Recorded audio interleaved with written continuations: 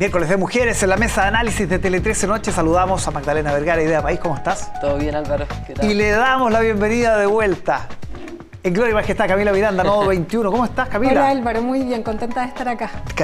Sí, pues, de vuelta después de hartos meses. Varios meses, Una campaña entre medio. Así es. Varios meses y una experiencia. Campaña ahí. entre medio. Harta experiencia. Sí. Para hablar, mira, voy a partir contigo, del Consejo Constitucional, que hoy día básicamente los expresidentes salen como al rescate, ¿no? A decir, la presidenta Bachelet diciéndole a su sector, no hay que tirar la toalla, no hay que bajarse del proceso. ¿Hay espacio para eso? ¿Cómo lo ves tú? Mira, yo en la conversación que convocó ICARE vi como una transversalidad dispuesta en el sentido de decir hay que hacer una operación de salvataje del proceso constitucional y hay que preguntarse qué significa o qué implica de darse el desafío de salvar el proceso constitucional, porque por un lado tenemos un proceso que tiene harta desafección ciudadana, poca confianza. Por otro lado, tenemos un consejo donde hay una mayoría que efectivamente ha presentado enmiendas que son complejas para el debate democrático.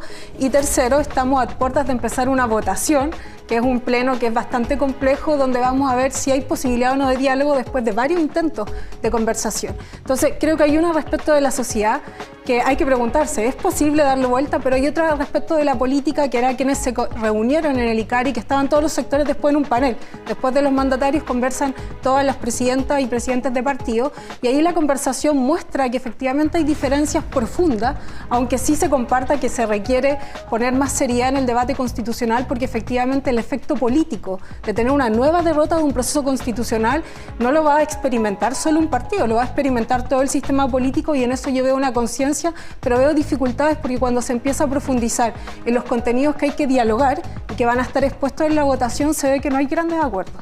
Sí, Magdalena, ¿cómo lo ves tú? ¿Hay espacio todavía para revertir lo que están mostrando las encuestas? Sí, yo creo que tengo esa esperanza como empedernida, digámoslo, ese como optimismo respecto de que creo que, en parte por lo que decía Camila, ¿no es cierto? Chile no se permite otro fracaso constitucional y necesitamos seguir adelante para poder dar soluciones prácticas también a los problemas que tiene hoy día la ciudadanía. Y en eso yo creo que, tal como decía Camila, también estamos dando pasos, sin dudas difíciles, complejos. Efectivamente hay diferencias y eso lo hemos visto no solamente acá, lo hemos visto en distintas oportunidades, pero si uno mira el vaso medio lleno, por así decirlo, estamos en una situación muy distinta a la que se vivió en la convención. Yo creo que tanto las formas como se dieron, la discusión de fondo ha sido muy distinta. Contamos con un anteproyecto constitucional que no fue totalmente modificado por este Consejo, que un anteproyecto que ha sido más valorado en general por la ciudadanía y por los distintos sectores. Uno podría decir que parte importante igual queda en lo que se presenta hoy día y a pesar de las votaciones que se hicieron en las comisiones, y quedan etapas aún. Y esas etapas, tanto en el Pleno como lo que pueda venir de nuevamente la discusión de expertos, yo creo que son oportunidades para ir corrigiendo precisamente aquellos puntos que todavía son más controvertidos y donde se generan mayores polémicas. Y pensar precisamente en que hoy día transversalmente de los distintos sectores políticos, desde los partidos, hicieron este llamado más transversal. Yo creo que gestos también como los que se vieron en el Senado y que han sido aplaudidos, ¿no es cierto?, luego a propósito de la aclaración del 11 de septiembre, también nos dan cuenta que esas son el tipo de políticas que necesitamos, políticas que precisamente busquen el encuentro, busquen los acuerdos de cara a la ciudadanía. Yo quiero profundizar en este tándem Bachelet-Piñera, que funcionó de manera bien coordinada también a propósito de lo que pasó con la conmemoración de los 50 años del golpe, pese a que no se generó una declaración unitaria. ¿Cómo ves esa? Y ambos bien valorados, ¿no?, en las encuestas, como que la gente reconoció que había una intención distinta. A ver, yo creo que hay dos cosas. Primero, ambos han sido protagonistas del último ciclo, que es el cual incorpora la discusión del proceso constitucional, tanto el estallido y la suscripción del acuerdo que abre el proceso constitucional, como también en tomar posiciones. Ellos han sido bastante activos en ese escenario, entonces yo creo que comprenden, y ahí la expresidenta Bachelet decía algo, hay que tener en consideración que se puede llegar a un acuerdo político que es necesario, pero que no hay que olvidar dos cosas, que la desafección de la ciudadanía no significa que haya disminuido la irritabilidad con la élite política, y que en ese sentido no basta cualquier acuerdo, tiene que ser un acuerdo que signifique, y esto lo decía todos los expresidentes, que haya una mirada país de futuro, pero también tiene que ser con las formas abierto y dispuesto hacia la ciudadanía, porque tiene que conjugarse ambos elementos. Hoy día no nos basta una constitución que resuelva algunos problemas que son muy necesarios, sino también la forma en que se resuelve, porque en ese sentido hay que leer estos 5 años en bloque y quizás la década en bloque. Porque entonces, si uno ve los resultados de las elecciones anteriores, hay un fenómeno que efectivamente se ha ido replicando, que lo han representado sectores políticos distintos, tanto la izquierda como la derecha, como sectores independientes, que es la dimensión de la antipolítica. Creo que ese es un problema radical para este proceso y que está al centro y que hay que comprenderlo y entenderlo. Entonces hay que avanzar en suscribir y dialogar sobre los contenidos del texto constitucional para que una constitución sirva, pero también no hay que perder de vista esa dimensión que yo creo que hoy día atraviesa el debate político. Ya, entrando al área chica, Magdalena, hablaron, como dice Camila, después los presidentes de los partidos, y ahí Arturo Esquella de Republicanos dice ya, ok, tratamos de llegar a acuerdos, pero olvídense de una nueva constitución si no va a haber libertad de elección, por ejemplo, en materia de salud, de educación, en fin. ¿Cómo hay que leer eso? A ver, yo creo que Republicanos va a seguir teniendo en el fondo, o sea, uno, tiene la mayoría y efectivamente eso hay que reconocérselo de cierta manera, es indiscutible.